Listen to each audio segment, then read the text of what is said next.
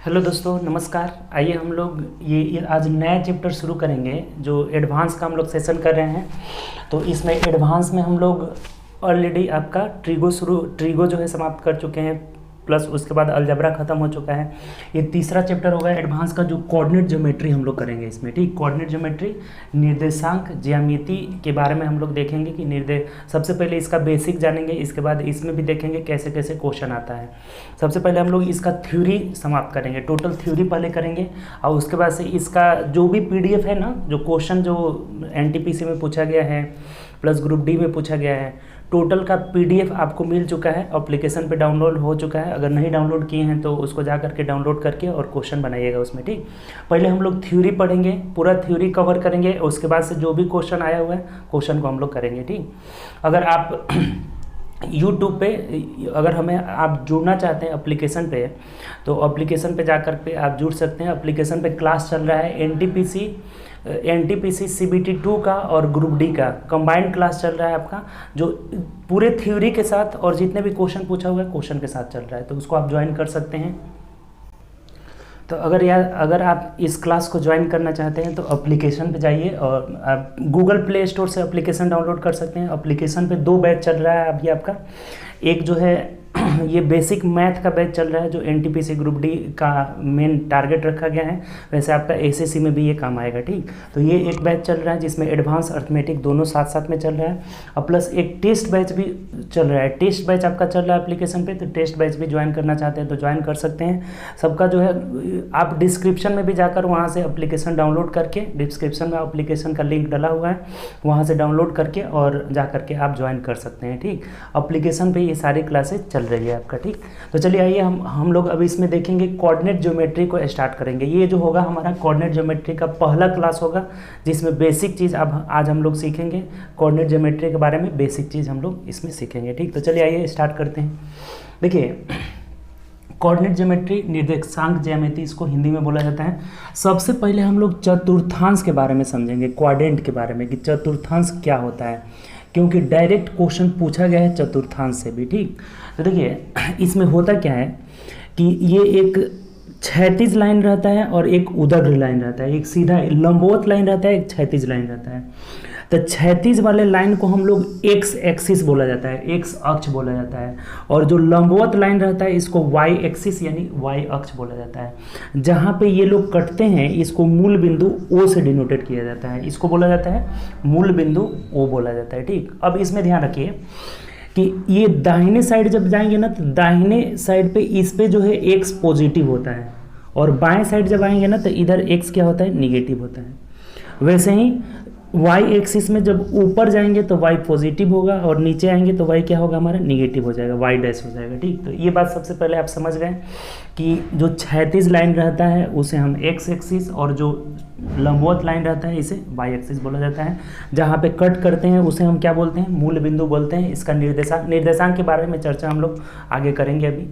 तो पहले आप समझिए, ये चीज़ तो समझ गए कि एक्स एक्सिस वाई एक्सिस क्या होता है, मूल बिंदु क्या होता है। उसके बाद यहाँ से शुरू होता है, यहाँ से इसको हम लोग बोलते हैं ना फर्स्ट कोऑर्डिनेट, प्रथम चतुर्थांश हिंदी में बोला जाता है, प्रथम चतुर्थांश यानी फर्स्ट कोऑर्डिनेट, सिर्फ हम फर्स्ट इसको लिख रहे हैं। ठीक, ये हो गया हमारा सेकेंड कोऑर्डिनेट, ये द्वितीय चतुर्थांश सेकेंड कोऑर्डिनेट हो गया। ठीक, ये हो गया हमारा थर्ड कोऑर्डिनेट यानी तृतीय चतुर्थांश हो गया, और ये हो गया हमारा फोर्थ कोऑर्डिनेट यानी चतुर्थ चतुर्थांश, यानी कि टोटल चतुर्थांश मतलब चौथांश।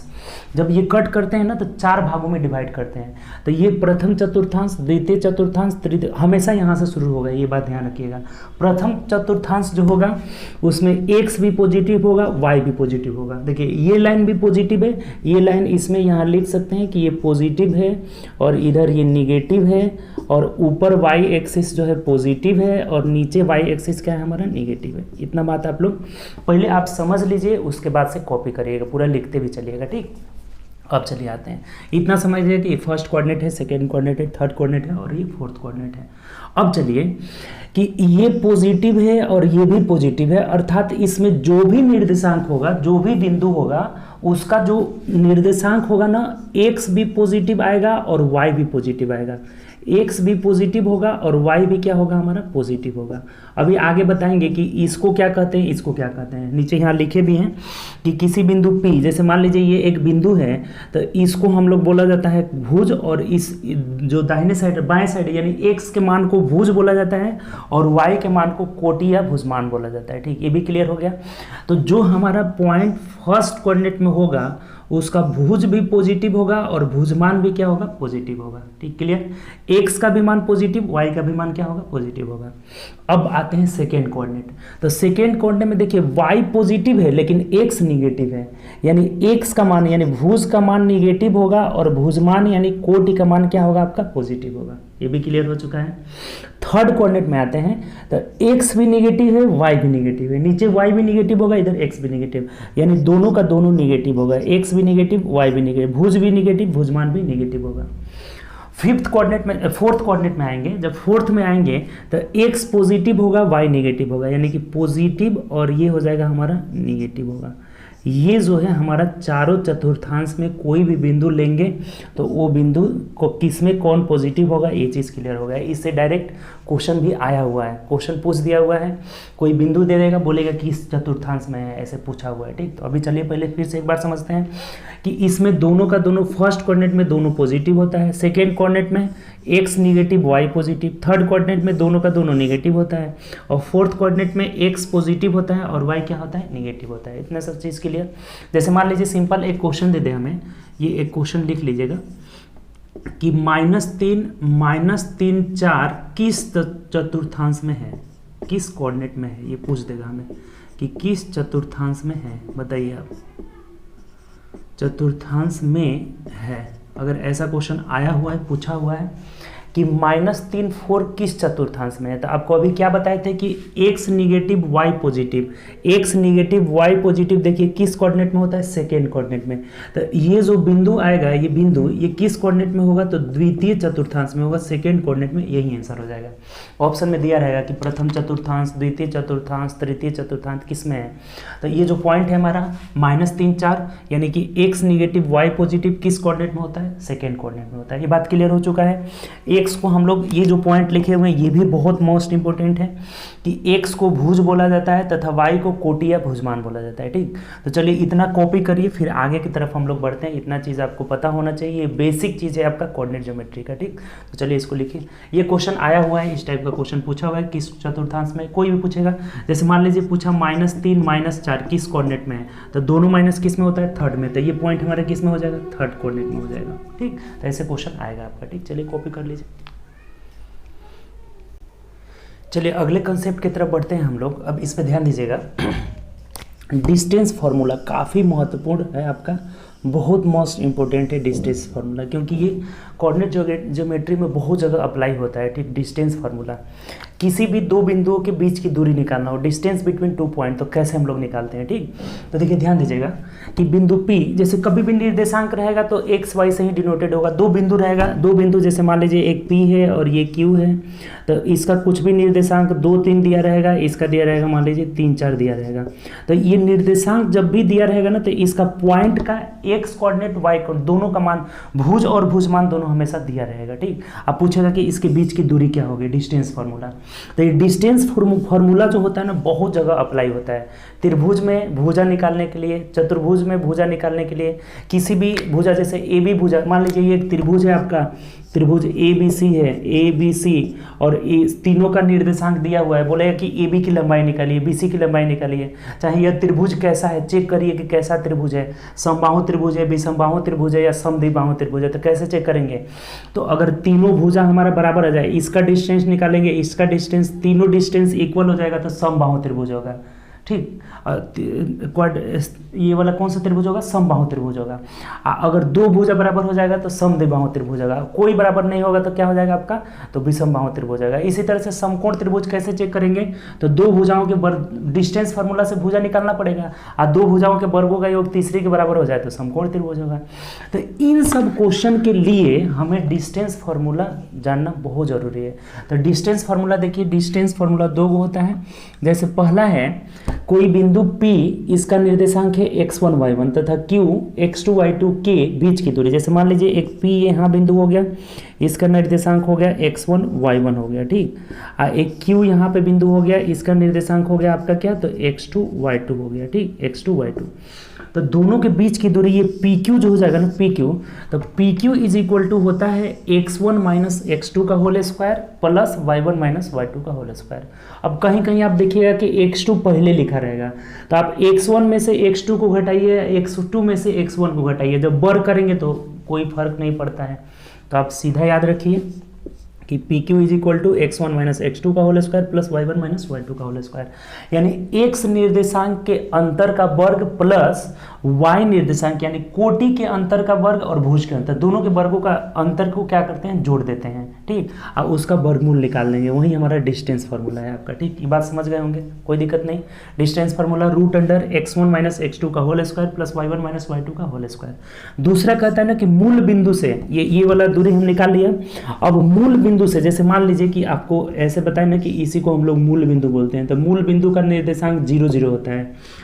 कोई बिंदु इधर मान लीजिए यहाँ P बिंदु है जिसका निर्देशांक x y है, तो OP, इसका मान लीजिए इसको O बोला जाता है ना, तो OP की दूरी क्या होगा, जैसे मूल बिंदु से किसी बिंदु P x y की दूरी, यानी कि OP बराबर क्या हो जाएगा, तो देखिए मूल बिंदु का निर्देशांक 0 होता है, तो आप यहाँ 0 रखिएगा, x में से 0 घटाइएगा तो x ही हो जाएगा, y में से 0 घटाएंगे y ही हो जाएगा, यानी मूल बिंदु से किसी बिंदु की दूरी x स्क्वायर प्लस क्या होता है, y स्क्वायर होता है, ठीक। ये हमारा दो फार्मूला निकलता है, डिस्टेंस फार्मूला।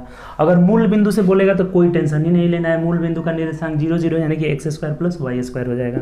जनरली ये फार्मूला बहुत ज़्यादा यूज हुआ है, ये फार्मूला बहुत ज़्यादा यूज हुआ है, इसको एकदम रट जाना है फार्मूला लिख करके, क्योंकि एडवांस मैथ में बिना फार्मूला का आपसे कुछ भी नहीं हो ही नहीं सकता है, क्वेश्चन बनेगा ही नहीं, ठीक।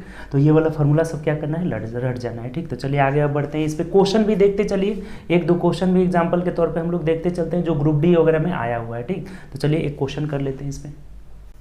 जैसे देखिए ये क्वेश्चन है, ग्रुप डी में पूछा हुआ है, देखिए कितना अच्छा क्वेश्चन है आपके लिए। कह रहा है कि ए का निर्देशांक हमें दिया हुआ है, ए का निर्देशांक 1 1 दिया हुआ है, ए बराबर 1 1 1 1 और बी बराबर दिया हुआ है कितना, तो -2 7 और सी बराबर दिया हुआ है कितना, तो 3 -3 दिया हुआ है, ठीक, 3 -3। ए बराबर 1 1, बी बराबर -2 7 और सी बराबर 3 -3। तो बोला है हमें क्वेश्चन में कि 1/AB plus 1/BC plus 1/AC बराबर क्या होगा। देखिए अच्छा क्वेश्चन है, बहुत अच्छा क्वेश्चन है, ग्रुप डी में पूछा हुआ है, 27/9/2018 शिफ्ट 3rd में पूछा हुआ है, ठीक। AB 1/AB plus 1/BC plus 1/C, यानी कि हमें सबसे पहले AB निकालना होगा, डिस्टेंस AB, A से B के बीच की दूरी, B से C के बीच की दूरी और C से A के बीच की दूरी, तीनों का दूरी निकालना पड़ेगा। कितना अच्छा क्वेश्चन है। सबसे पहले हम AB निकालते हैं, तो AB इज इक्वल टू हो जाएगा हमारा root under x1 minus x2 का होल स्क्वायर, यानी एक में से अगर -2 घटाएंगे तो 3 3 3 9 हो जाएगा, और माइनस y1 माइनस y2 का whole square, x1 minus x2 का whole square plus y1 minus y2 का होल स्क्वायर, यानी एक में से जब 7 घटाइएगा तो कितना होगा आपका, -6 होगा, -6 का होल स्क्वायर 6 जगह 36 हो जाएगा, 36 9 45, 45 का जब वर्गमूल निकालेंगे ना, 45 का वर्गमूल करेंगे तो 5 9 45 यानी 3√5 हो जाएगा। चलिए ये भी निकाल लिए।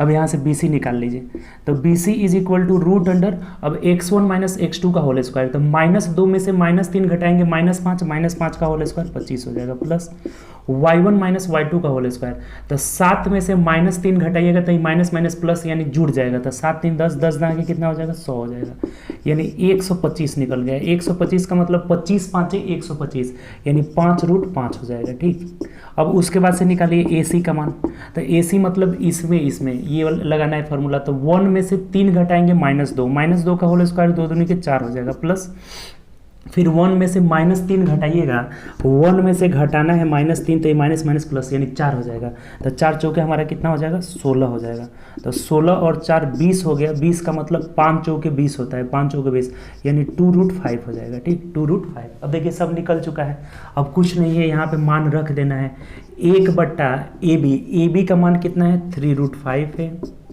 प्लस 1/BC का मान देख लीजिए 5√5 है, प्लस 1/AC का मान कितना निकालें, 2√5 है। अब इसको जोड़ लेना है, कुछ है ही नहीं इसमें, जोड़ लेंगे बाटा पर का जोड़, तो एलसीएम हमारा हो जाएगा 3, 5, 2 का एलसीएम 5 3 15 दूना 30√5 हो जाएगा। 30√5 होगा, ये 3 दहा के 30 यानी कि 10 हो जाएगा, प्लस 5 6 के 30 यानी 6 हो जाएगा, प्लस 2 से 15 मत में कटेगा, 15 दूना 30 यानी आपका रिजल्ट यहाँ आंसर क्या निकलेगा, तो 10 6 16 और 15 15 15 30 1 31 31/30√5 निकल जाएगा, हमारा आंसर हो जाएगा। देख लीजिए किस ऑप्शन में है, 31/30√5, 31/30√5 दिया हुआ है, यानी कि देखिए नीचे √5 नहीं रखा है, तो नीचे √5 नहीं रखा है, क्या किया है, √5 से ऊपर नीचे गुणा कर दिया है, √5 से ऊपर नीचे गुणा कर दिया है, तो ये हो जाएगा हमारा 31/30 5 150 हो जाएगा, 31/150 और √3 हो जाएगा, √5 हो जाएगा यहाँ पे 31/5/150। तो देख लीजिए किस में दिया है, देखिए इसको इधर लिख देते हैं, आपको दिख नहीं रहा है, √5 से ऊपर नीचे गुणा कर लिया है, तो √5 से ऊपर नीचे गुणा करेंगे तो 31 बट्टा ये √5 हो जाएगा, यानी कि 150 हो जाएगा, और यहाँ पे √5 हो जाएगा, यानी कि 31/150√5 किस ऑप्शन में है, तो ऑप्शन नंबर ए में दिया है, तो A is the right answer. बताइए कहीं से भी कोई दिक्कत है? अभी आप क्वेश्चन फॉर्मूला पढ़े, डिस्टेंस फार्मूला, और उसका बहुत बड़े क्वेश्चन, बहुत अच्छे क्वेश्चन में हम लोग अप्लाई कर लिए। देखिए एक बार और समझ लीजिए आप, हमें ए का निर्देशांक 1 1 दिया है, बी का निर्देशांक -2 7 दिया है, सी का निर्देशांक 3 -3 दिया हुआ है।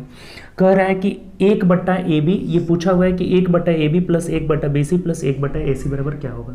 सबसे पहले हम AB निकाले, डिस्टेंस फार्मूला जो अभी पढ़े हैं कि x1 - x2 का whole square plus y1 - y2 का होल स्क्वायर कितना आ जा रहा है, √45 यानी कि 3√5 आ जा रहा है।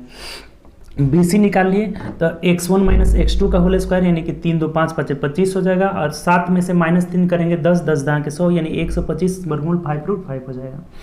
AC निकाले तो x1 1 में से 3 घटाइएगा, -2 का वर्ग 4 हो जाएगा, 1 में से -3 घटाएंगे 4 हो जाएगा, 4 चौके 16 20 20 का मतलब 2√5।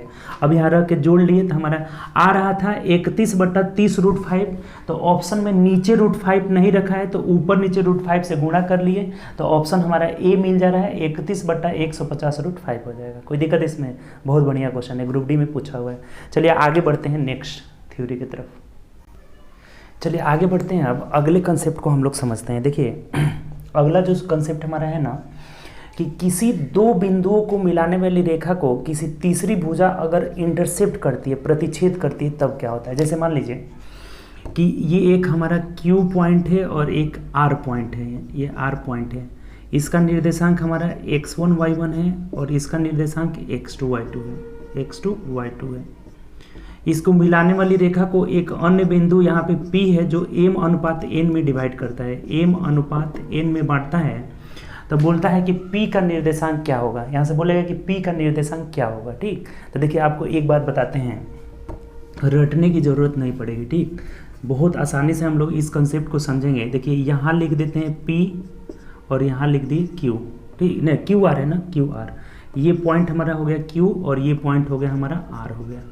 इसका निर्देशांक हो जाएगा क्या, x1 y1 दिया हुआ है और इसका निर्देशांक हो गया हमारा x2 y2 दिया हुआ है। ठीक, और इसको मिलाने वाली रेखा को एक अन्य बिंदु P जो है किस रेशियो में बांट रहा है, m/n में, तो ऐसे हम लिख दिए यहाँ पे m/n में बांट रहा है। ठीक, अब देखिए ध्यान दीजिए, इधर 3 बातें इससे निकलती है। इससे कितने कॉन्सेप्ट निकलते हैं, 3 कॉन्सेप्ट निकलते हैं। ठीक, एक कहता है, ये तो बात फिर से समझिए आप, कि दो बिंदु Q और R जिसका निर्देशांक x1 y1, Q का निर्देशांक x1 y1 है, Q का निर्देशांक यहाँ इसको एक बार और लिख देते हैं, Q पॉइंट है, इसका थोड़ा सा नीचे लिख देते हैं, Q का निर्देशांक हमारा x1 y1 है और R का निर्देशांक हमारा है कितना, x2 y2 है। ये R का निर्देशांक है आपका x2 y2 है। को मिलाने वाली रेखा को, जैसे इस रेखा को मिलाने वाली रेखा को एक अन्य बिंदु P, ये P है, P बिंदु है जो m/n में डिवाइड करता है। किस अनुपात में, m/n में डिवाइड करता है। तो अब पूछता है कि P का निर्देशांक क्या होगा। जो P बिंदु कट कर है ना, P बिंदु ये, तो P का निर्देशांक पूछता है हमें क्या होगा। तो देखिए 3 बातें इसमें होती है।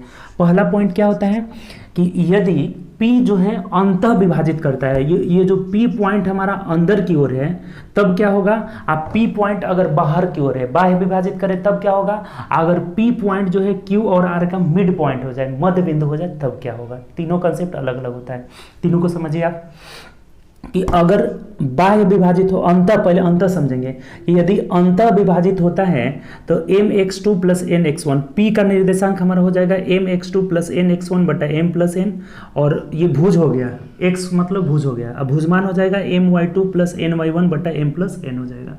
अब इसको देखिए ऐसे समझिएगा, रटने की बात नहीं है, आप क्या करिएगा ना कि Q पॉइंट इधर लिख दिए, R पॉइंट इधर लिखिए, बीच में m अनुपात n कर दीजिएगा। आपको यहाँ से एरो उठाना है, इधर जाना है, पहले दाएं साइड जाना है, यानी कि mx2 और बट्टा nx1 हो जाएगा, mx2 बट्टा mx2 plus nx1, mx2 plus nx1, पहले x वाला हम भुज निकाल रहे हैं, तो इधर से ले जाएंगे एरो और गुणा करेंगे x वाला में, तो mx2 प्लस nx1 और बट्टा m प्लस n हो जाएगा। फिर भुजमान वाला भी वैसे निकालना है कि my2 प्लस ny1 और बट्टा m प्लस n, कोई दिक्कत नहीं है। ये वाला कंस्ट्रक्शन माइंड में ध्यान में रखिएगा, ये वाला कंस्ट्रक्शन माइंड, हमें पहले दाहिने जाना है, यानी कि mx2 प्लस nx1 बट्टा m प्लस n, उसके बाद my2 प्लस ny1 बट्टा m प्लस n हो जाएगा, ये हमारा भुज हो जाएगा और ये भुजमान हो जाएगा। यानी कि ईजिली हम p के निर्देशांक यहाँ से निकाल लेंगे जब अंतः विभाजित करेगा तब। दूसरा फॉर्मूला कहता है कि बाह्य विभाजित, अगर ये बाहर बढ़ रहा होगा, P QR बढ़ रहा होगा, बाहर विभाजित कर रहा होगा, तो जब बाह्य विभाजित कर रहा है तो कोई टेंशन लेने वाली बात नहीं है, जहां जहां यहाँ प्लस है वहां वहां क्या कर देना है, माइनस कर देना है, यानी कंसेप्ट वही रहेगा, mx2 माइनस nx1 बट्टा m माइनस n हो जाएगा, my2 बट्टा माइनस ny1 बट्टा m माइनस 1, यानी जहां जहां इसमें प्लस था वहां वहां क्या कर देना है, माइनस कर देना है, ये भी भुजमान निकल गया। अगर जो है P मध्य बिंदु हो, बहुत क्वेश्चन पूछा हुआ है मध्य बिंदु से कि दो बिंदुओं से गुजरने वाली रेखा है, उसका मध्य बिंदु का निर्देशांक क्या होगा, तो मध्य बिंदु का निर्देशांक हो जाता है, कोई टेंशन नहीं है, जब बीच में है तो 1 अनुपात 1 में बांटेगी, यानी यहाँ 1 से यहाँ भी 1 से गुणा करेंगे, यानी कि x1 प्लस x2 बटा 2, y1 प्लस y2 बटा 2, इसको आगे लिख दिए, पीछे लिखिए, कोई बात नहीं है उसे, ठीक। यानी कि मध्य बिंदु का निर्देशांक होता है, x वाले को दोनों को जोड़ करके 2 से भाग देंगे, y वाले को दोनों को जोड़ कर क्या करेंगे, 2 से भाग दे देंगे। तो ये तीनों फॉर्मूला ना बहुत मोस्ट इंपोर्टेंट है, तीनों फॉर्मूला बहुत मोस्ट इंपोर्टेंट है आपके लिए, फिर एक बार समझ लीजिए। अंतः विभाजित करें तो mx2 प्लस nx1 बटा m plus n, my2 plus ny1 बटा m प्लस n हो जाएगा। बाह्य विभाजित जहां जहां प्लस है वहां वहां माइनस, अगर मध्य बिंदु होगा तो x1 प्लस x2 बटा 2, y1 प्लस y2 बटा 2 हो जाएगा, ठीक। एक बात और समझिए, कभी कभी क्वेश्चन में ये दिया ही नहीं रहता है कि अंतः विभाजित कर रही है या बाह्य विभाजित कर रही है, तो जब ये बात नहीं दिया रहेगा तो हमेशा हम उसको क्या करेंगे, अंतः विभाजित ही मानेंगे, क्योंकि दो रेखाएं एक दूसरे को अंतः विभाजित ही हमेशा करती है, काल्पनिक रूप से बढ़ाएंगे तब बाह्य विभाजित करेगी। तो अगर हमें क्वेश्चन में न दिया गया हो कि बाह्य विभाजित करती है तो हमेशा हम क्या करेंगे, अंतः विभाजन ही मान करके बनाएंगे, अर्थात दोनों जगह क्या होगा, हमारा प्लस होगा। ये बात क्लियर हो गया। यहाँ नोट में लिख लीजिएगा, नोट में आपको क्या लिखना है कि यदि प्रश्न में यह नहीं दिया गया हो कि अंतः विभाजित करती है या बाह्य विभाजित करती है तो हमेशा अंतः विभाजित वाला ही फॉर्मूला यूज करेंगे। यदि प्रश्न में यह नहीं दिया गया हो कि रेखाएं अंतः विभाजित करती है या बाह्य विभाजित करती है तो हमेशा अंतः विभाजित वाला ही फॉर्मूला यूज करेंगे। ये बात क्लियर हो गया।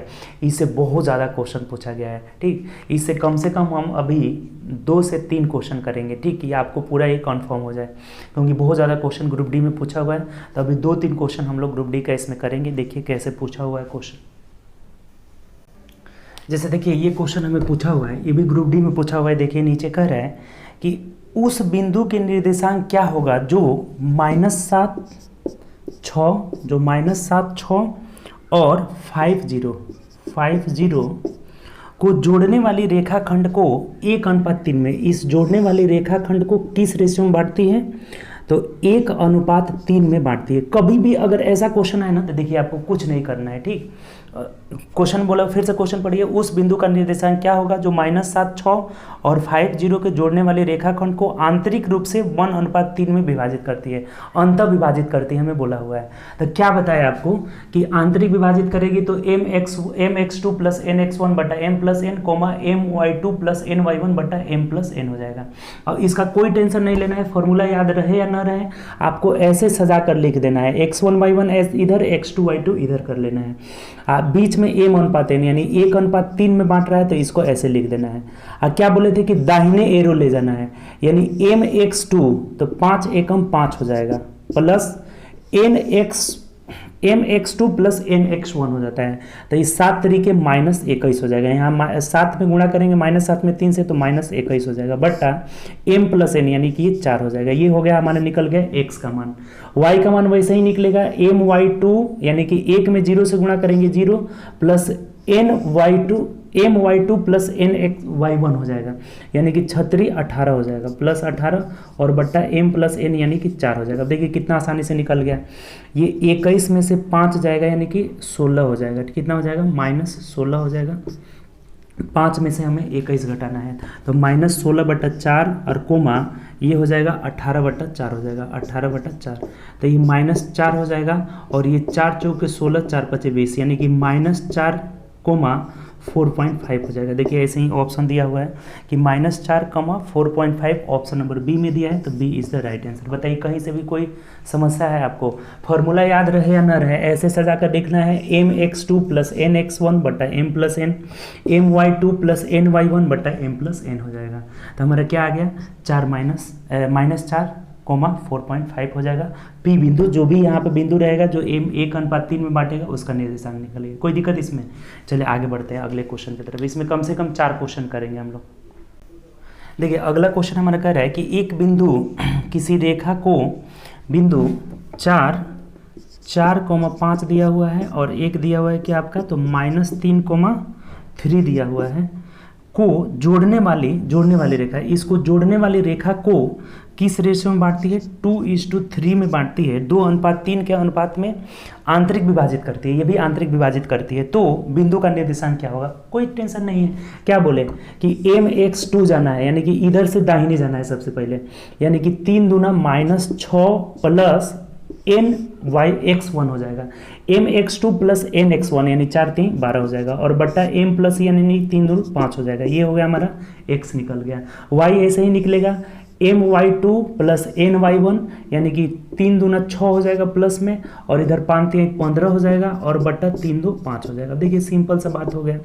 ये 12 में से 6 जाएगा यानी कि 6/5 कोमा यहाँ 15, 6, 6 × 5 = 11, 21/5 हो जाएगा। देखिए ये बट्टा में ही ऑप्शन दिया है, पॉइंट में नहीं दिया है। तो 6/5 comma 21/5, 6/5 comma 21/5 option number D में दिया है, तो D is the right answer. कोई समस्या है इसमें? बस ये वाला कंस्ट्रक्शन दिमाग में बैठ जाना चाहिए कि पहले हमें दाएं जाना है। mx2 + nx1 बटा m + n, my2 + ny1 बटा m + n हो जाएगा। हमारा आंसर क्या आ जाएगा? डी आ जाएगा। चलिए आगे बढ़ते हैं और क्वेश्चन करते हैं।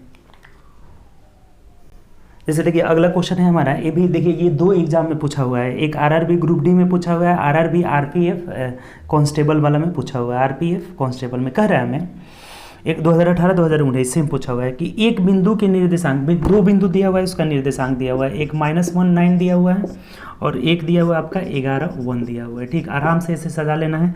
किस रेशियो में जोड़ने वाले रेखाखंड को आंतरिक रूप से ये भी विभाजित करती है? 3:1 में। तो बोला है कि उस रेखा का निर्देशांक क्या, बिंदु का निर्देशांक क्या? देखिए कितना आसान हो गया। mx2 यानी 11 × 3 = 33 हो जाएगा, प्लस nx1 यानी कि 1 में -1 से गुणा करेंगे -1 हो जाएगा यहाँ पे, बट्टा m + यानी 3 1 क्या हो जाएगा? 4 हो जाएगा। ये निकल गया x हमारा। उसी तरह से y भी निकलेगा, my2 यानी कि 3 एकम 3, mx2 nx1 हो गया, my2 + ny1 हो जाएगा, यानी 9 एकम 9 हो जाएगा, और बट्टा m + n यानी कि 4 हो जाएगा। देखिए कितना आसान हो गया। 33 में से 1 गया यानी कि 32, 32/4 कोमा 9 3 12/4 हो जाएगा। कटा लीजिए, 4 8 32, 4 3 12 यानी कि 8 3 उस बिंदु का निर्देशांक हो जाएगा, और यही आंसर हो जाएगा। ऑप्शन से देख लीजिए तो 8 3 ऑप्शन नंबर डी में दिया है, तो D is the right answer. कहीं से भी कोई समस्या है इस तरह के क्वेश्चन में बताइए। बहुत आसान है, बस ये कंस्ट्रक्शन दिमाग में बैठ जाना चाहिए। एक आखिरी क्वेश्चन इस पर और हम लोग कर लेते हैं। 4 क्वेश्चन, ये सब क्वेश्चन पूछा हुआ है, एनटीपीसी ग्रुप डी सब में पूछा हुआ है, एसएससी में भी ऐसा बहुत ज़्यादा क्वेश्चन पूछा हुआ है। ठीक, तो चलिए एक क्वेश्चन और आखिरी इस पर हम लोग कर लेते हैं। ठीक, जैसे देखिए ये क्वेश्चन कह रहा है हमें कि उस बिंदु के निर्देशांक ज्ञात करें जो -4 और 4 0 को मिलाने वाली रेखाखंड को आंतरिक रूप से 3:1 के अनुपात में मिलाता है। देखिए ये भी आसान है। mx2 यानी कि 4×3 12 हो गया, प्लस nx1 यानी कि -4 हो जाएगा। 4×3 12 -4 और बट्टा m + n यानी कितना हो जाएगा, 4 हो जाएगा। x का मान निकल गया। my2 यानी कि 0 हो जाएगा, प्लस ny1 यानी क्या 4 एकम 4 हो जाएगा, बट्टा 3 1 4 हो जाएगा। देख लीजिए सिंपल से हो गया। 12 में से 4 गया कितना हो जाएगा, 8/4 कोमा 4/4 हो जाएगा। तो ये 4 एकम 4, ये 4 दूना 8 यानी 2 1 उस पॉइंट का निर्देशांक हो जाएगा। यही आंसर हो जाएगा। 2 1 देख लीजिए किस ऑप्शन में दिया है, तो ऑप्शन नंबर बी में दिया है। बताइए इस टाइप से अगर क्वेश्चन आएगा कहीं से भी तो आपका आराम से बन जाएगा, कोई दिक्कत इसमें नहीं होना चाहिए। एक मिड पॉइंट वाला भी देख लेते हैं कि मध्य बिंदु का निर्देशांक कैसे निकालेंगे। तो चलिए देख लीजिए। जैसे देखिए एक क्वेश्चन है हमारा, कह रहा है कि P और Q दो बिंदु है। P का मान दिया हुआ है 3 7 है और Q का जो दिया हुआ है निर्देशांक 5 2 है। कह रहे हैं कि इसको मिलाने वाली रेखा है, ये P है और ये Q है। मिलाने वाली रेखा का मध्य बिंदु हमारा R है, इसका मिड पॉइंट R है। तो कह रहा है कि R का निर्देशांक क्या होगा। तो अभी आप पढ़े थे कि मध्य बिंदु का निर्देशांक क्या होता है, x1 + x2/2 यानी कि 5 और 3 8 8/2 हो जाएगा, कोमा 7 और 2 9 9/2 हो जाएगा, यानी कि 2 चौके 8 हो जाएगा, यानी कि 4, 4.5 हो जाएगा। और यही हमारा आंसर हो जाएगा, ये 4.5 हो जाएगा आपका। तो मध्य बिंदु का निर्देशांक में कोई टेंशन नहीं है। x वाला को जोड़कर 2 से भाग दे दीजिए, y वाले को जोड़कर 2 से भाग देंगे, यानी कि 4 4.5 हमारा जो हो जाएगा इस आर बिंदु का निर्देशांक हो जाएगा। कोई दिक्कत है इस तरह के क्वेश्चन में। तो जो आज का हम लोग का क्लास था, जो आपका कोऑर्डिनेट ज्योमेट्री का फर्स्ट क्लास था, तो इसमें हम लोग 3 से 4 कंसेप्ट 5 कंसेप्ट सीखे हैं। पहला कंसेप्ट हम लोग देखे थे, डिस्टेंस फार्मूला देखे थे। डिस्टेंस फार्मूला में दो बिंदुओं के बीच की दूरी √x1 - x2 का whole square plus y1 - y2 का होल स्क्वायर। मूल बिंदु से निकालना होगा तो √x² + y। फार्मूला याद होना चाहिए, नहीं फार्मूला याद रहेगा क्वेश्चन आपसे नहीं बनेगा। यानी कि डिस्टेंस फार्मूला एक कवर किए हम लोग, और दूसरा देखें बाइसेक्ट फार्मूला, विभाजित करने वाली फार्मूला। तो दो बिंदुओं को मिलाने वाली रेखा को अगर आंतरिक रूप से कट करती है तो P बिंदु का निर्देशांक क्या होगा, mx2 + nx1/m + n, my2 + ny1/m + n हो जाएगा। यानी कि सजा करके पहले दाएं जाना है फिर बाएं जाना है। कंसेप्ट क्लियर हो गया।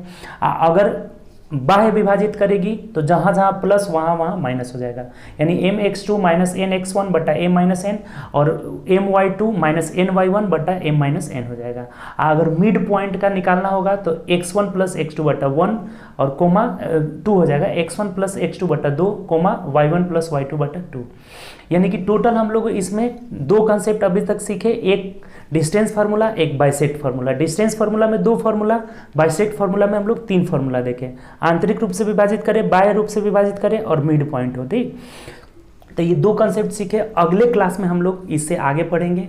अगर आप क्लास ये सब ज्वाइन करना चाहते हैं, मैथ का पूरा बेसिक से जैसे आज पढ़ा है ना वैसे ही लगातार हम लोग का क्लास चल रहा है। ट्रिगो का क्लास डल चुका है ऑलरेडी, ज्योमेट्री का ट्रिगो डला हुआ है, अलजेब्रा डला हुआ है, नंबर सिस्टम डला हुआ है, 4-5 चैप्टर आपका क्लास डल चुका है। लगातार क्लासेस डल रहा है। तो अगर आप ज्वाइन करना चाहते हैं, जुड़ना चाहते हैं हमसे, तो एप्लीकेशन पे जुड़ सकते हैं। एप्लीकेशन पे लगातार क्लासेस चल रही है, बेसिक से पूरा जैसे आज पढ़ाएं उसी तरह से सभी चैप्टर का क्लास चल रहा है। तो डिस्क्रिप्शन में जाइए, नीचे लिंक दिया हुआ है, वहां से एप्लीकेशन का डाउनलोड करिए और उस पर जाकर के आप कोर्स परचेज कर सकते हैं।